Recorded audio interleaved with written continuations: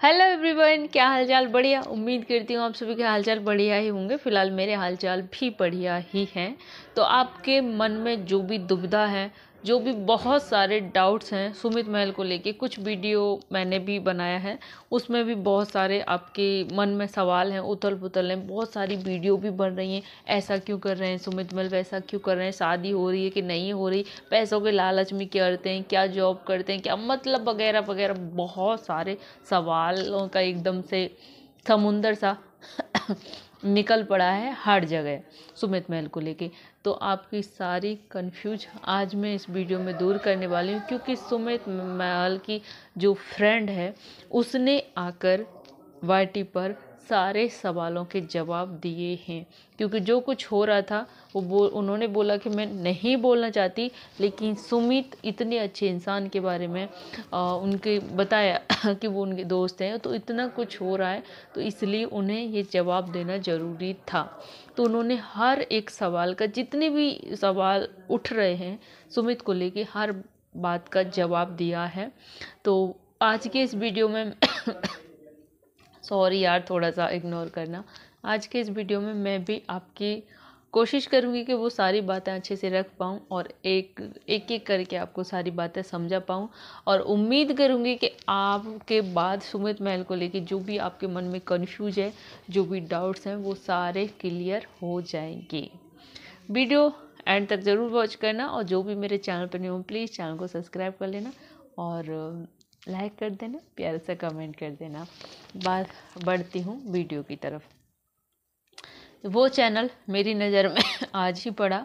अब से पहले मैंने नहीं देखा था उनको कि ऐसे करके उनकी कोई दोस्त भी हैं या कुछ वीडियो वगैरह। मतलब एक चीज़ है, सुमित महल से रिलेटेड बहुत सारे यूट्यूब चैनल हैं, बहुत सारे यूट्यूब चैनल हैं जो धीरे धीरे मतलब निकल के आ रहे हैं। अब पता नहीं आज ही मेरे में सब कुछ हो जाएगा वीडियो। बहुत सारे जो निकल के आ रहे हैं, कभी उनके दोस्त का, कभी उनकी दोस्त की बीबी का, कभी किसी का, कभी किसी का। बहुत सारे मतलब उनके कनेक्शन में चैनल हैं। यहाँ तक कि सुमित महल का भी है। ये सारी चीज़ भी मैं खोलूँगी। जो आपने बैकग्राउंड में देखा था ना, जो प्ले बटन, डायमंड बटन, बहुत सारे बटन, इसका राज भी खोलूँगी मैं। क्या राज है इस बटन का भी, पहले वीडियो एंड तक ज़रूर वॉच करना। तो इनके जो जो रिलेटिव में सबका धीरे धीरे से निकल के आ रहा है, जैसे जैसे किसी के चैनल पर हमको पता चल रहा है। क्योंकि इतना ज़्यादा कंट्रोवर्सी, इतना ज़्यादा मैटर हाईलाइट हो चुका है, तो धीरे धीरे करके सब लोग अपना अपना मतलब चेहरा चमकाने आ ही रहे हैं, बताने।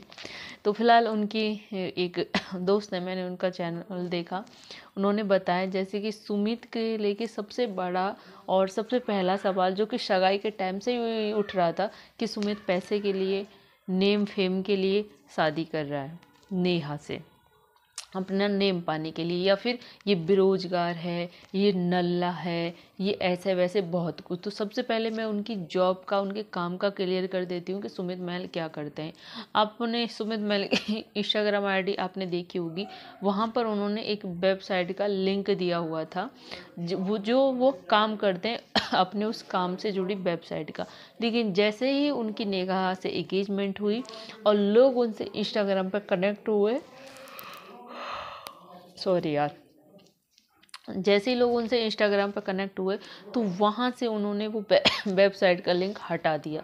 उन्होंने खुद से हटाया या हटवाया गया ये तो नहीं पता, लेकिन वहाँ से उन्होंने वो लिंक हटा दिया था। लेकिन कुछ लोग हैं जब तक उस लिंक तक पहुँच गए थे, और उस लिंक पे पहुँचने के बाद जब हम जाके देखते हैं तो कुछ कुछ चीज़ें आ रही थी कि ये पानी वानी से जुड़ा, पानी की जो भी सप्लाई वगैरह जो कुछ भी होता है तो उससे जुड़ा ये काम करते हैं।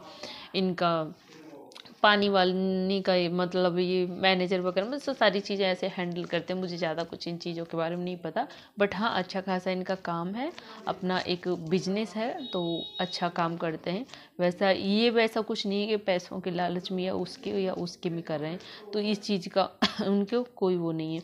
रही दूसरी बात कि इनकी एज की, कि इतने बूढ़े हो गए अब तक इन्होंने शादी क्यों नहीं की। इतने बूढ़े हो गए तो मैं बता दूं इनकी एज क्या है। इनकी एज है, इनका जो इन्होंने अकाउंट पे अपनी एज डाल रखा था, इन्होंने फेसबुक पर भी, कि इनका एज है 1990।